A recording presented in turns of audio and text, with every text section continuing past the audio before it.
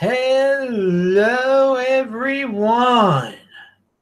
This is Adam Meister, the Bitcoin Meister, the Disrupt Meister. Welcome to the One Bitcoin Show. Today is February the 24th, 2019. Strong hand. Value your wealth in Bitcoin. Offended by selling. Be a unique beast. Unconfiscatable. Holder of last resort. That's me. World Reserve cryptocurrency. Okay, Apex Predators. Check out yesterday's Beyond Bitcoin show, but check out Friday's This Week in Bitcoin show. Simon Dixon was a great guest. It was only Simon Dixon. DisruptMeister.com, TechVault.com. Check it out. He talked about gold and silver. They're not being incorporated by Samsung or other companies. There are so many entities out there that are incorporating Bitcoin into their products. The same cannot be said about gold and silver. Think about that. That was one of the great points that he brought up on the show. It's an hour show. Listen to the whole thing at 2x, and it only takes you 30 minutes. So check that out. He also how people are experimenting with cutesy lightning things now, and it's reminiscent of the early days with Bitcoin when people were messing around with small transactions. It's the same type of vibe, and it's very interesting seeing history repeat itself. And yeah, I guess Lightning Network's trying to be the next Bitcoin, although it is Bitcoin, and Bitcoin is the next Bitcoin. And now I'm confusing myself, but you'll get the point if you watch the show. Okay. Also, all you people, that want to send me Lightning contributions, and I'm not set up for Lightning Network. Hey, you know what I would really appreciate? I love social media mentions. They don't cost you anything. You retweet my shows, you share this show, you pound that like button, that type of stuff. That's free, and that's great. I don't need you to send me Bitcoin or anything. I really do appreciate the social media mention. So you share it on Facebook, share it on whatever groups you're part of, and retweet it. I am TechBalt on Twitter, TechBalt. I tweet out every single one of these shows. Steam it also, re-steam. I'm on Steam it live right now, Bitcoin Meister. So yeah, there's a lot of stuff you can do free to support this show, and I appreciate it.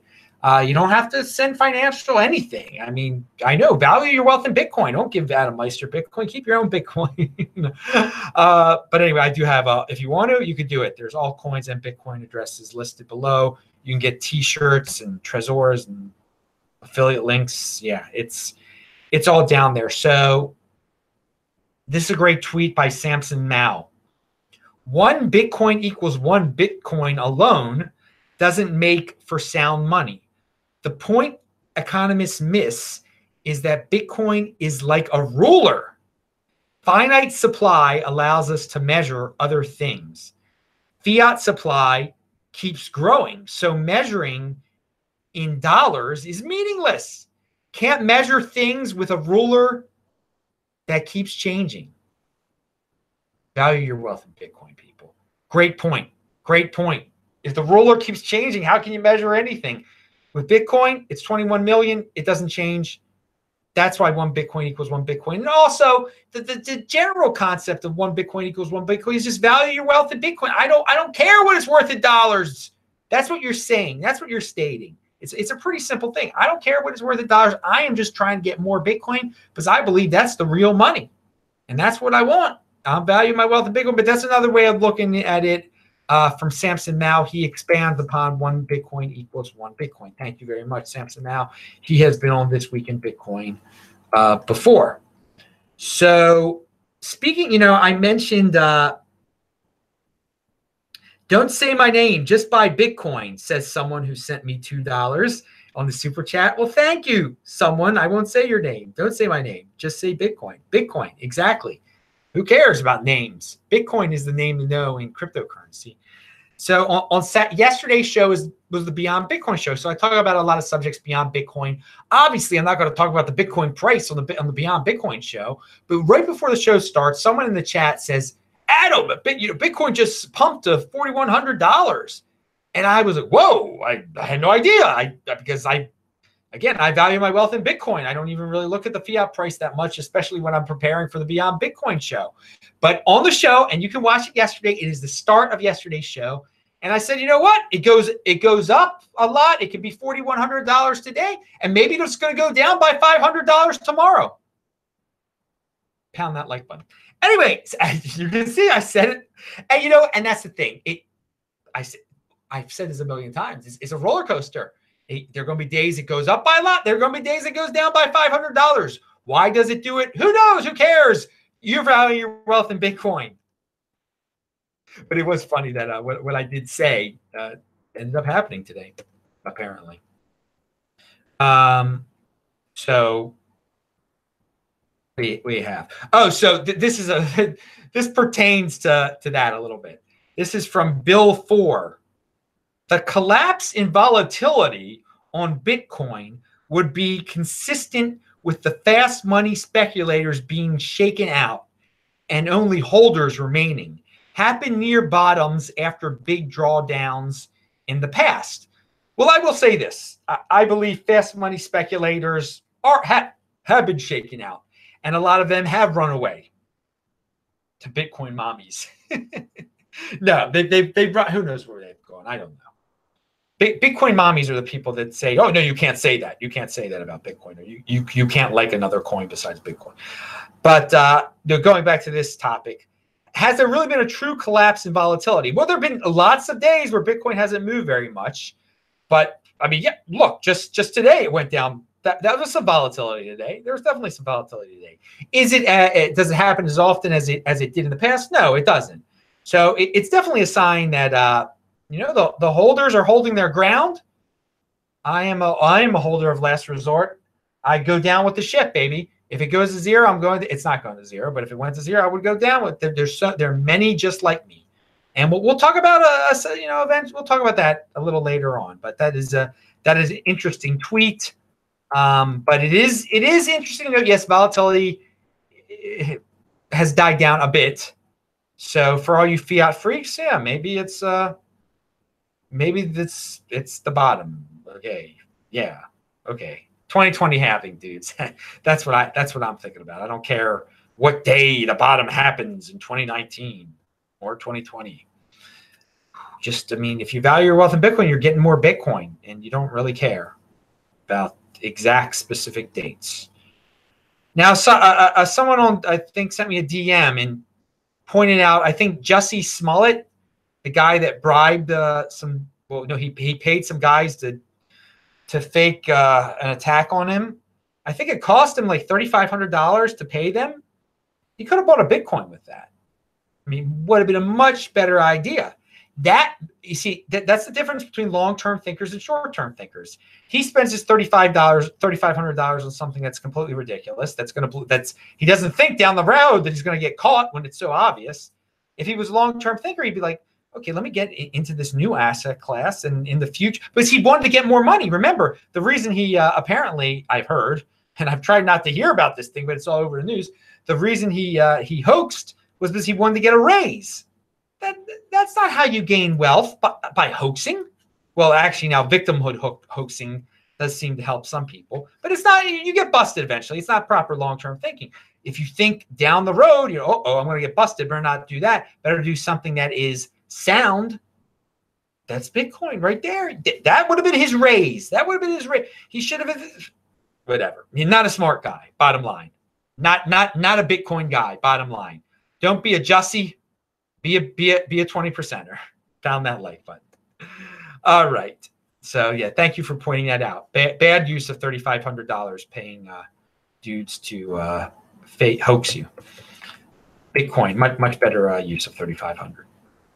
Now, I'd say I was thinking about HTML the other day. We're in the HTML era of Bitcoin. There was a time, I think it probably even in like 2001 still, where if you wanted to put something on the internet, you had to know HTML. That's how you created a web page. It was complex in the old days. You had to know HTML. You had to know how to upload it. Where you had to have something that could host it. And then Eventually, it became easy. There were blogs. There were web page makers. It got really easy to add your piece to the internet. But in the old days, you had to know this HTML language and know how to upload it, etc. That's where we are in Bitcoin now. Like you basically need, and that wasn't something everyone was in. Hardly anyone had a web page back in the day, or a web presence back in the day. Eventually, companies had web presence because they paid someone to do the HTML for them. So that's where we are right now in Bitcoin. If you, it's complex. There's a lot of things that are technical that drive people away. That drove people away from the web. That you couldn't add on to it. And once you could simply add on to it, oh my God! Then I mean, newspapers became what they are today. Nothing. You know, you could be your own newspaper. You could be so much. Once they got away from the HTML era of the internet. Once we get rid of the move on from the HTML era of Bitcoin, just imagine the financial innovation. You really can't. I mean, again, you could not predict social media in the era of HTML. You could not predict social media. But there's social media. You don't need HTML. Imagine if you still needed HTML, you wouldn't have Jussie and crew. All right, so let's see. And yeah, like hoaxers, obviously, they benefit greatly from social media. In the old day, if you were going to hoax, you'd have to tell a newspaper. You'd have to get attention somehow. Now you just put it on Twitter, bam. Yeah, there's good and bad that comes with the simplifying technology for people. But we need to simplify Bitcoin for people, and it is going to happen. We're going to leave the HTML era of Bitcoin. So Alec Ziputsky, Zyupmins. Oh God, I cannot pronounce that dude's name. He's on Twitter. Again, everything I talk about is linked to below. By the way, you can tell it's a little later here. It's like 12:21 here. Every Sunday night, my shows are later because I go to the Bitcoin embassy in Tel Aviv. I've been in Tel Aviv for almost 3 months now. It's a blast. And there was a birthday party there tonight. And yeah, it's always a fun time talking to everyone there. So, but what ends up happening is my Sunday shows are on later and I'm tired because it's almost 12:30 and I'm going to go to sleep. But there's a new show here every day. I don't care where I am. I'm doing a new show here every day, baby. Conviction, strong hand, pound that like button. Okay, so whatever. This Alex Zabutsky dude said, the Bitcoin halving is 455 in 455 days, something like that. 1,800 new coins are mined every day. That will be cut to 900 with a 1.8% inflation rate. Why does it matter? It marks the date when Bitcoin becomes less inflationary than central bank's annual rate target of 2%. So I know that the Fed, their inflation target is 2%. And again, you can argue, and it's a valid argument that the inflation rate in the United States is far above 2%, but they aim for 2%. So as of May of 2020, the Bitcoin inflation rate will become 1.8%, and that is very newsworthy. That should help spur some halving hype. Indeed, when you think of it that way, it's good news. I mean, all of us already know that Bitcoin is and compared to fiat, compared to the inflation that we live with in the United States, it's a much better deal. But it will become very simple to put out there in numbers: 1.8% versus the supposed 2% that the Fed aims for. Now, speaking about halvings of the future, let us go back to halvings of the past. And I was thinking today about how in 2016, leading up to the July 2016 halving, I came up with a hashtag on Twitter. And I talked about it often in my videos: halving hype. Hashtag halving hype. And so some people started using it. I used it. And people would, I was trying to hype it up so Bitcoin would get to that elusive $700 mark. And it did get to it. During the hype leading up to the halving, it did hit 700, but then it went down right around a little bit before the halving. There was a what Bitfinex got hacked, and yeah, there was whatever. There's right before the halving, the price does go down. Leading up to the halving, the price goes up. But like the month or so beforehand, it went down. You can look at the numbers yourself. I lived through it. The best part was, you know, when the next year started after the halving. That was like the best part that year, 2017. But the point is, you can go on Twitter right now, and I link to it below, and you search for halving hype or hashtag halving hype. And indeed, it ended. People stopped using it in 2016. So it's this flashback back. You can scroll down Twitter and all the halving hype, and you can see some of my videos, and you can see all the talk surrounding that halving. And you can see what it was like back then when our community was much smaller, much smaller then. And it's a little time capsule, and you can learn a lot from it. And you know what? That is that's a cool aspect of crypto Twitter.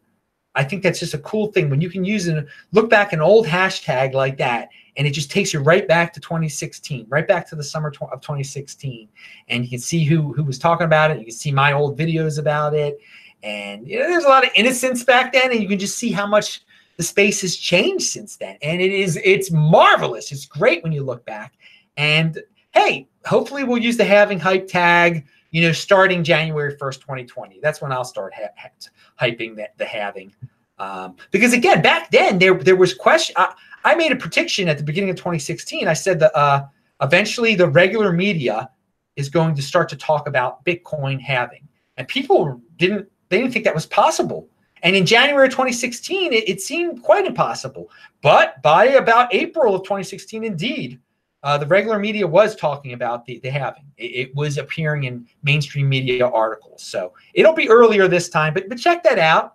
And we'll have halving hype.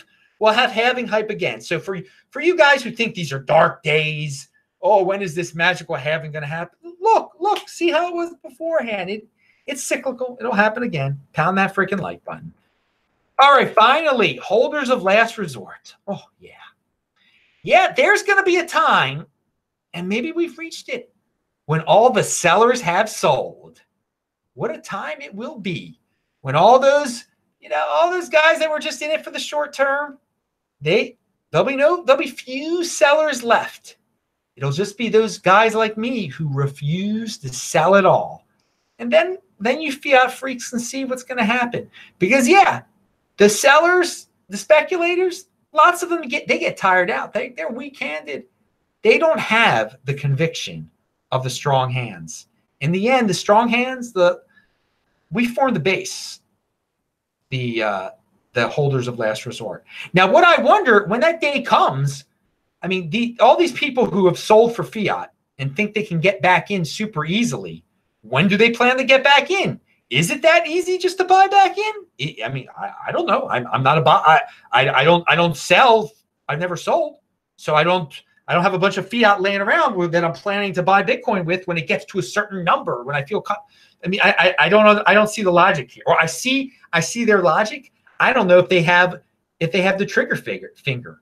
They're like, well, yeah, when it gets to 4,500, that's the second I'll buy. Well, when it gets to that, will they really do it? Or will they be like, well, maybe they'll go back down to 3,600 again. And then the next thing they know, it's 5,400 and they'll never go back there.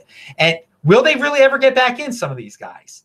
You know, these guys that thought they were smart to get into fiat. It's not that simple to be hanging out in fiat. You have to live under the constant stress of like, when do I get back in? When do I get back in? Holders of last resort, we don't worry about that stuff. We don't worry about, how long did I hold Bitcoin? Was it a short-term capital gains, long-term capital gains? No, we don't. No, we don't sell. We don't value our wealth in fiat at all. So again, for the fiat freaks out there who are into fiat right now, hey, dudes, I don't know when it's gonna gonna go up there again, when the last seller will have sold. I mean, that's for you guys to judge, man. That's your judgment call. You played with the fiat. You play with the fiat beast. Personal responsibility is new counterculture. You got to deal with it. Good luck. I got my strong hand. I'm hanging on. I don't have to worry about that fiat beast. All right, dudes. I'm Adam Meister, Bitcoin Meister, Disrupt Meister. Remember to subscribe to this channel, like this video, share this video. check out the links below. Pound that like button, bang that bell button. I was just reading something in the chat. Thanks for all the support, guys. I will click on those squares if you're watching this taped. I'll say hi to everyone in the chat right now. Bye-bye.